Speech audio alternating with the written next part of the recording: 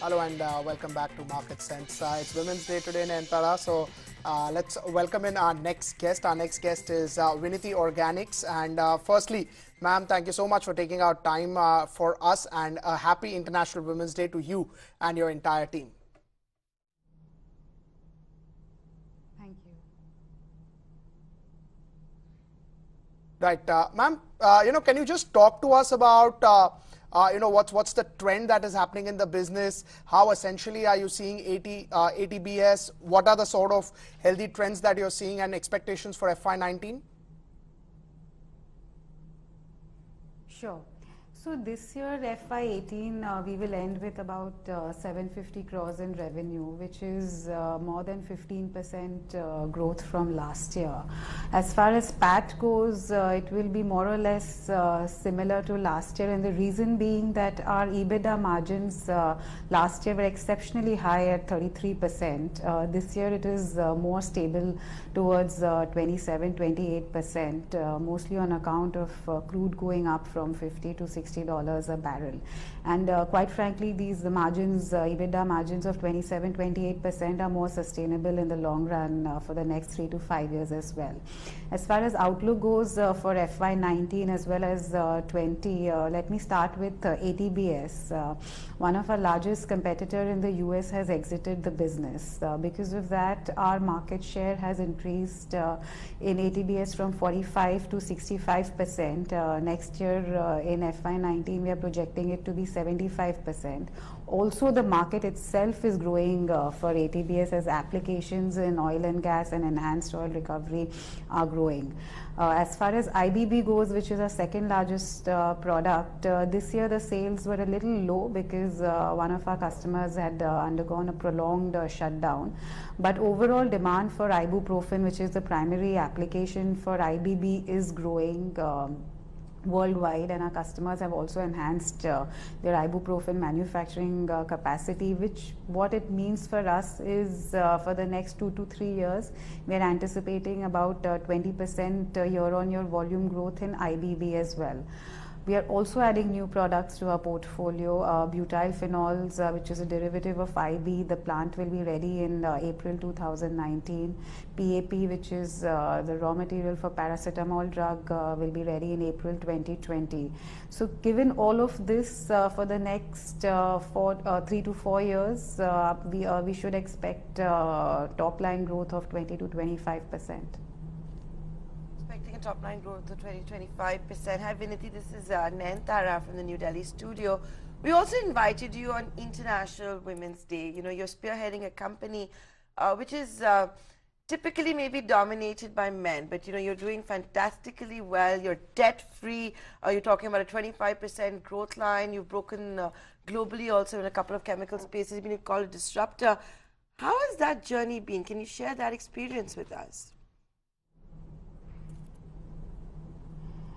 See, my journey is a little different. I joined my father's company in 2006, maybe because that was a natural path. I was working with him ever since I was 19 years old. I would visit customers with him. I'm also a chemical engineer by qualification. So it interested me also.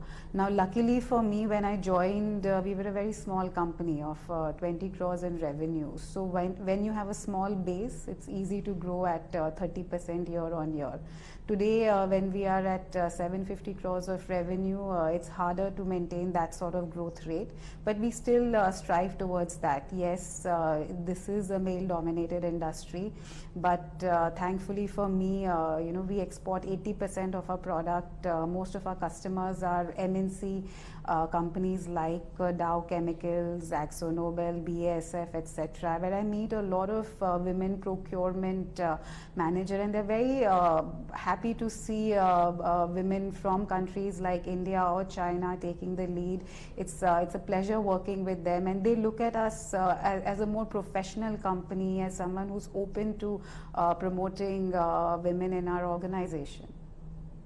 Heartening to hear as well that you know we're leading the world when it comes at least to the in this chemical space. But Vinti, you know, you want to share with us as well that you know maybe it was inevitable for you to join your father's organization, but sometimes how sensitive are you of the fact that you know you are a woman leader? For example, in this era when we talk about equal pay for both men and women, is that something that you're sensitive towards, and is something that you at an organization level at least try and ensure that the gap doesn't exist at all or it's minimal?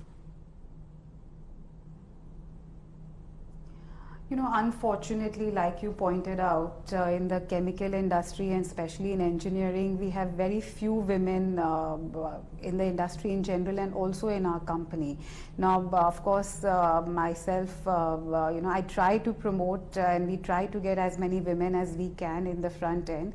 It's especially harder since both our factories are in rural areas. It's hard to get women engineers on board there. But having said that, we are absolutely for equal pay, and at any given level in the organization, there's no discrimination between men and women as far as compensation goes.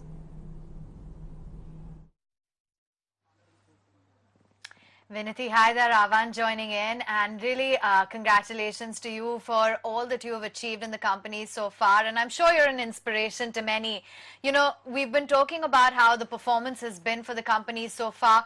What's the outlook when it comes to cost optimization going forward? What's the plan for Vinati Organics over the next 10 years, and what kind of targets do you have in mind when it comes to the overall margin pictures as well? See, we work on a cost plus basis with our customers. We have a formula based pricing. So as far as the raw material costing goes, we are able to pass that on to our customers. Now the fixed expenses, a lot of that per kg gets reduced as we expand capacities. Like I mentioned before, for both ATBS and IBB are two key products, we are expanding capacities. So you know that takes care of the fixed costs also. Now also India being you know a high inflation environment, salaries are growing year on year, other costs such as utilities, power keep growing, and our endeavor is to keep that in control. Now we try to do that by being an innovator, especially when it comes to you know byproduct waste product disposal. Even whether it is our IBB plant or ATBS plant, we have a zero effluent policy right from the beginning. Now what that does is, not only does that make us environment friendly, but it also actually reduces our costs, because we try to make byproducts from our waste products, and that has sort of been the motto of our company for the last 20-25 years.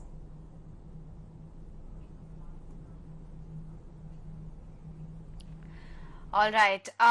We'll let you go on that note. Thanks very much for taking time out and giving us a snapshot of how things are shaping up for the company, what your growth plans are going forward, as well as how you're certainly encouraging women in your organization.